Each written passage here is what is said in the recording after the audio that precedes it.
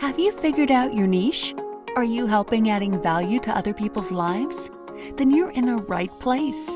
Welcome to Munira's Musings with your host, co-author of Conversations with Top Real Estate Investors Volume 3, Munira Zahabi.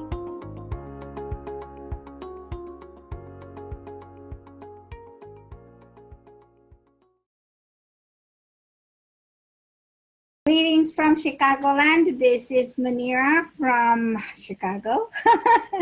And I'm the CEO and founder of Kismet Ventures. I am also the niche navigator, and I am here with Joshua Knudsen. Am I saying right? Hi, Joshua. Hi. Thank you. Thank you so much. I am honored and humbled that you are here with us today. It's my pleasure. I do these shows because I know that there are people who are doing so many wonderful things and touching so many different lives. And so I decided that I'm going to find these people and then expose them and then promote them by doing a video show, so then they can tell me what they are doing. Well, and so this brings to my question. Please tell us a little bit about yourself. Yeah, so thanks for having me on. It's a pleasure to be here. And a little bit about myself. I am a youth speaker, and I go around and I talk to students in middle school and high school mainly about managing their thoughts and emotions. And so I've been working with this grade, middle school, high school, for about 11 years. And just recently, I moved into the business that I'm doing now of speaking at assemblies and creating resources for teenagers and parents of teenagers. And so previous to that and currently, I've been working as a youth pastor, working with teenagers, mentoring, counseling, all that kind of thing. So so that's what I do. That's what I'm passionate about. Are you a pastor? So are you a man, a preacher, a pastor, one of those? I am. Okay, so how did you what you're doing is just wonderful, because we know that youngsters these days have an array of, youngsters everywhere, and even in the past, they've had emotions because they're growing up and they don't know how to grow up from a child, and they're doing that transition. So emotions do a lot of play. We understand. Right. So how did you find this line of work? And so also tell us how long you've been a pastor. Is that what you are, a priest or pastor? Yeah. I'm a pastor, yes. And so I've been a pastor for about 9 years. I've been working with teenagers for 11 years. And so getting into thoughts and emotions and helping them manage their thoughts and emotions, that actually came out of two things. One was my time working with teenagers and watching the lack of knowledge and ability to do so, and seeing that it was such a frequent problem with so many of them, and then realizing how much it hindered them as they became adults, and then wanting to go, man, what can I do to help them in this very crucial area in life? Because if we can't manage our thoughts and emotions, it makes it hard to overcome obstacles. It makes it hard to stick with things that if you have a job and you have a project and it's hard to accomplish it, it makes it hard to stick with that thing. And so if you have a family and obviously emotions come up with family, it makes it hard to have a good marriage and stick with your family. And so through watching that, it became obvious that it was something that they needed. And then I was trying to look at, I have an impact on the students that I have currently, and about 75 to 80 of them, and work with those. And then I go, how can I have a bigger impact? Because what I see in these students is not just with these students, it's nationwide and often worldwide. And so how can I increase that impact? And so as I was thinking about, being a speaker and creating resources, I also thought, what am I going to talk to them about? What am I going to talk to these teens about? And I was talking to my wife about it, and I've always been very passionate on helping people manage their emotions. And she goes, you should talk about that. you should help them with that specifically. And being a wise man, I listened to my wise wife and said, all right, that's the direction that I'm going to take. And so it became my primary focus on how I help teenagers, and when I go to schools and speak at assemblies, that's the primary thing that I speak on. So I'm going to put you on the spot and say, what is it that you tell a teenager? One thing or two things that you want to share the teenagers that are watching? If I were to tell you two things, the first thing would be what I tell all of them: if you don't run your emotions will run you, and if your emotions run you, it can ruin your life. The second thing is that life is constantly changing, and so don't get so focused on a negative thing that's happening right now and make a permanent change, a permanent solution to that thing, because change is going to happen. And your good thing could be right around the corner, but if you get stuck in this moment thinking it's always going to be this way, then you're going to miss out on something really great that's coming. That's awesome. Thank you so much for sharing that. Okay, so let me ask you this. I'm going to go back. You said you started working with teenagers. So before you became a pastor, you were still working with teenagers. And what happened in your life that you started working with teenagers? Honestly, it was just an opportunity. I started going to the church. They said, hey, will you help us out with the middle schoolers? And I said, sure, So I kind of started doing a thing, teaching them and working with them and helping them out and that kind of thing. And eventually, the person who was the youth pastor at the time stepped down. And because I'd been serving and helping and being effective, they said, hey, will you come in and take this spot? And so I came in and moved into that position. And so honestly, I never really saw myself in that kind of position.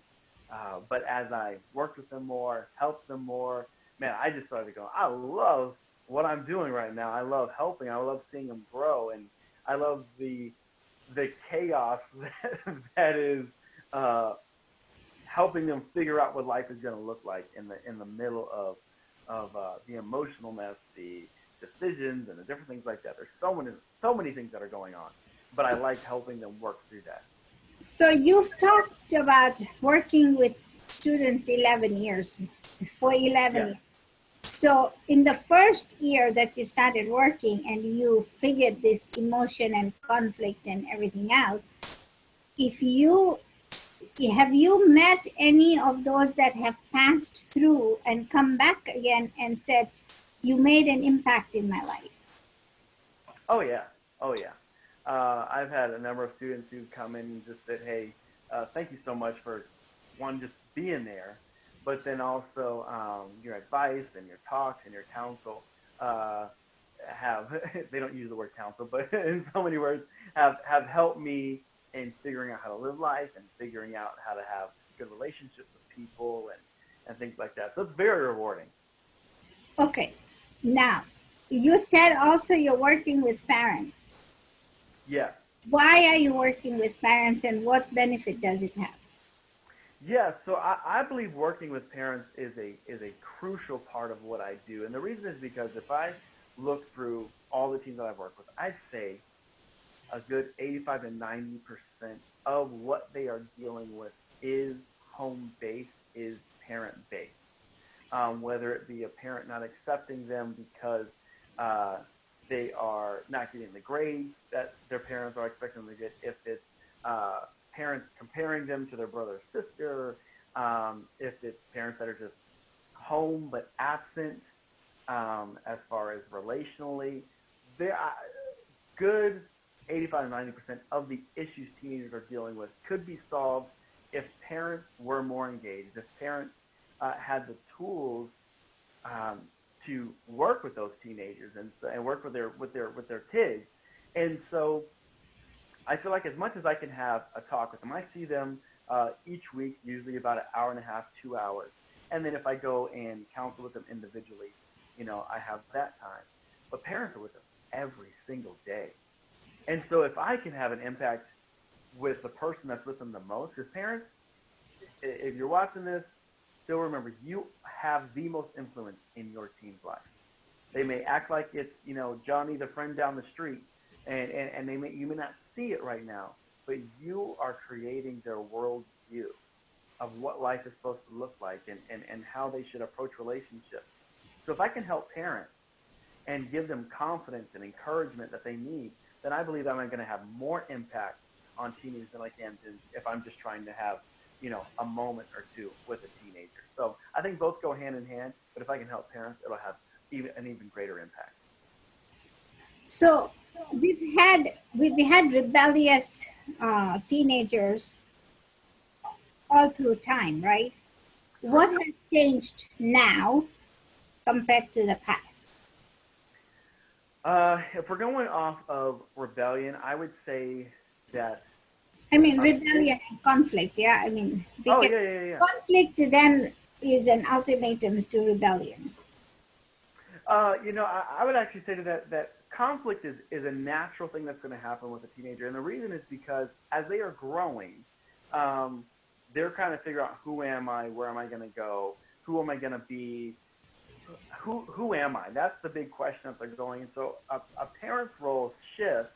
And I think this actually becomes a hard thing is parents sometimes have a hard time shifting from, this is my child who I tell them everything to do, to this is my teenager who is now about to become an adult, and I'm helping them now navigate this new journey in their life, as opposed to I'm telling you what to do.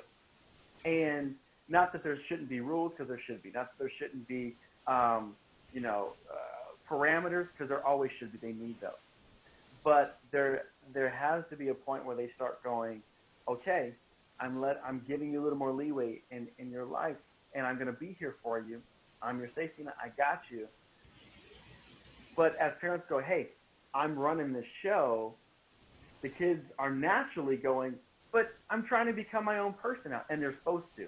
That's part of being a parent. I have 4 kids.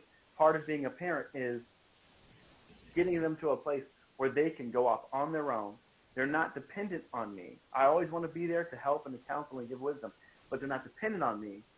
They are independent because I helped walk through these phases. Now, with rebellion is this active, I'm going to run my life, I'm in charge, and there's that struggle that's happening head to head.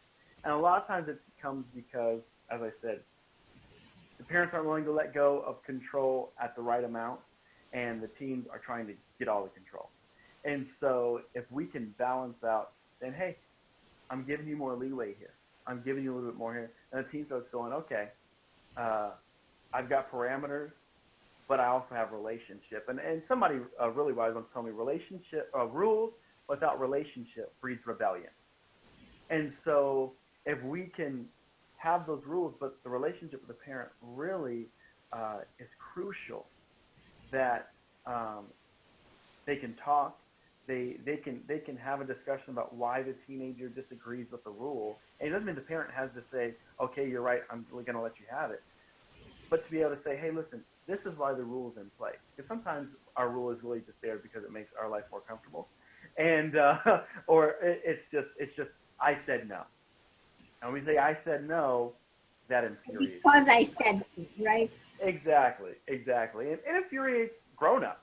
If they go to their boss and they say, hey, boss, can I do this thing? I think it's a really great idea. And the boss says, no. Well, why not? Because I said so. I mean, we'd be so angry.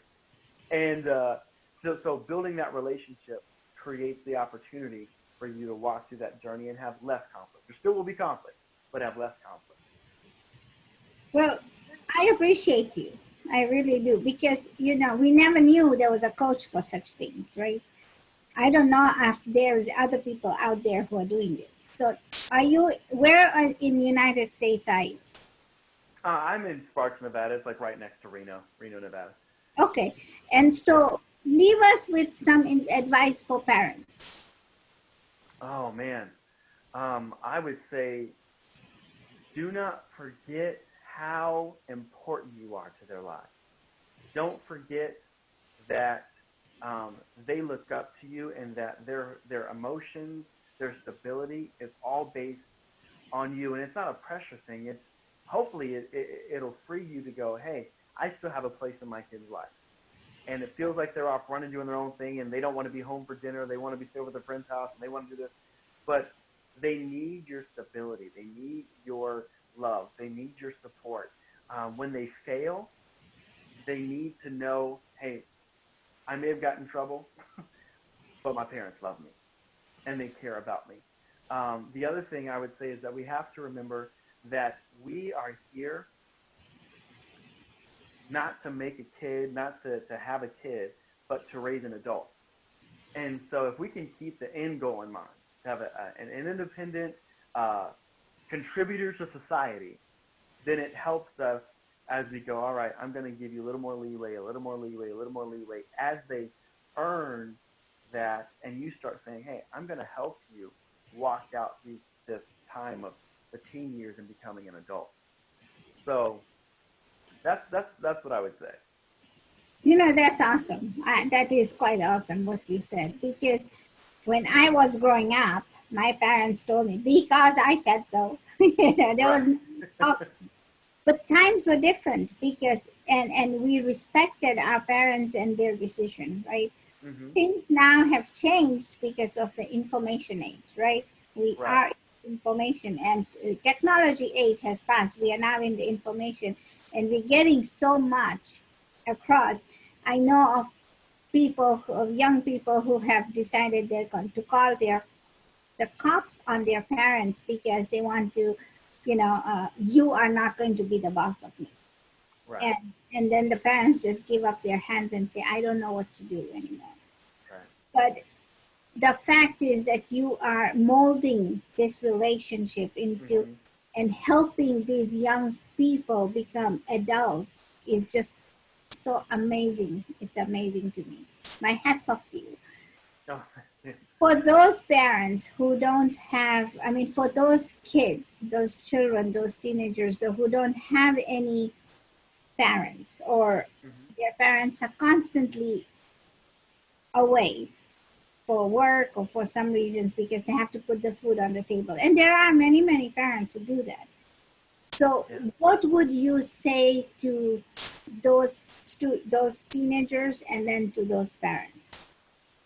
Yeah, so to the teenager, first of all, I'd say I'm sorry. But that's a hard situation to grow up in. But I also would want them to know that your current life, whatever you're experiencing right now, does not have to dictate what your future is. And so get a dream, get an idea of what you want your future to look like, and then start working back to what do I need to make decisions right now to get to where I want to be. And the other thing would be is to try to find somebody that can be an older mentor for you, somebody who you respect the decisions that they've made in life, they're doing well, they have a healthy family. Try to find somebody like that can actually assist you in making those decisions, because we all need somebody to talk to and say, hey, my head's just all kinds of out of whack. Can you help me out here? And we say yes. I've had so many times talking to a teenager when they tell me everything that they're feeling, and they're angry and they're confused and all this kind of stuff. And then I can come in and just say, sounds like you're upset about this. And it just kind of brings all of the chaos in their mind into one kind of like, oh yeah, it's not as big as I thought it was. And so find somebody that you can do that with. For parents, I would say I know that having to put food on the table, it's a job. It's a chore sometimes, and it's such hard work. And I would say don't feel like you're a failure because you have to take care of your family and you're missing out on certain things. But at the same time, let's do the best that we can to make the moment special. We got to put down the phone so that we can get eye contact. Whenever you get an opportunity, you're driving them to school. Don't just let it pass by. Take that time to check on them and see how they're doing. Make every moment count, and tell them you love them. Tell them you're here for them. If they make a mistake and it's a big one, don't just blow up. Just take a moment, breathe, and just let them know, okay, walk me through what you were thinking in this moment. Because sometimes they have a really valid reason in their own mind why they did something, and we get so upset because we're thinking, that makes no sense. Yes, to us adults it makes no sense, but to them it made perfect sense in the moment. And we want to know, okay, where are you going, so that we can help them make better decisions. So, yeah, that's what I would say to parents. Good advice. Thank you. Thank you so much. Oh, my I'm pleasure. so humbled and honored that you're here. And for those people who are watching, please like, share, and subscribe to this channel, because here we have a teenage guru who has been around, been around teenage children and helps them through phases of life. So if you're looking, if you want some guidance, look him up. This is Joshua Knudsen in, where in Nevada are you? Oh, Sparks, Nevada. I'm in Sparks, Nevada. Yeah, I have a website that they can go to if they want. It's joshtalkstoteens.com. Josh Talks to Teens. Okay, Josh Talks to Teens. Yeah. So you know what? Everybody needs somebody to talk to, and we can be your friend. And if he cannot help you, he'll find somebody to help you, right? That's right. All right. So because I know there's only one of you, you need help. So are you trying to increase this program into schools, or are you trying to take this nationwide, or what? Yeah, so my goal would just be to have a international youth impact organization. And so there's two parts. There's the parent side, and then there's the teen side. And as I'm getting this thing going, there's two things that's happening. One is I have a Facebook group, and the reason I have a group is that it can be live and it can be something where I can interact with parents. It's called Someone in Your Corner, and it's a Facebook group online on Facebook, obviously. And then I have the Instagram, which is mainly geared towards teenagers, and I do videos, I do different encouraging things and things about how to manage their emotions on Instagram. And I'm currently creating a course for parents to help them figure out how to help your teen manage their emotions. What are some things that you can do? How do you talk to them? How do you help them figure out what they're feeling, so that parents don't feel so frustrated and like, man, I don't have the tools for this. I want to give them tools to help walk through their teens' emotions and walk them through it, so their teens aren't frustrated, they're not frustrated, and they're working together on this journey to their adulthood. So when is your course going to be ready? The course will probably be ready in, August? Probably in November, the course should be ready to go, and it'll be on the website. They'll be able to get it there. It'll be digital, and so they can get on the website. Okay. Yeah. And so let's do, once you have it ready, we can have another session and then share with the parents. Perfect, yeah. And you can do a little, screen share and show where the things are. So most parents who are not in your vicinity and are far away and need help, they can come to you and get on the website. That's the idea, right, behind that? Yes. Okay. So yeah, let me know. We can do another show and then we can promote this. And I'm very excited and I'm very happy that you're doing this. My hat's off to you. Again, I'm honored and humbled that you are doing this. And thank you so much for being on my show. Oh, it's my pleasure. Thanks so much for having me. You are most welcome. Have a good day. Thank you for listening to this episode of Munira's Musings with your host, Munira Zahabi. If you enjoyed our show, please share and subscribe to this channel. And for more content, please join our Facebook group called Navigate to Your Niche.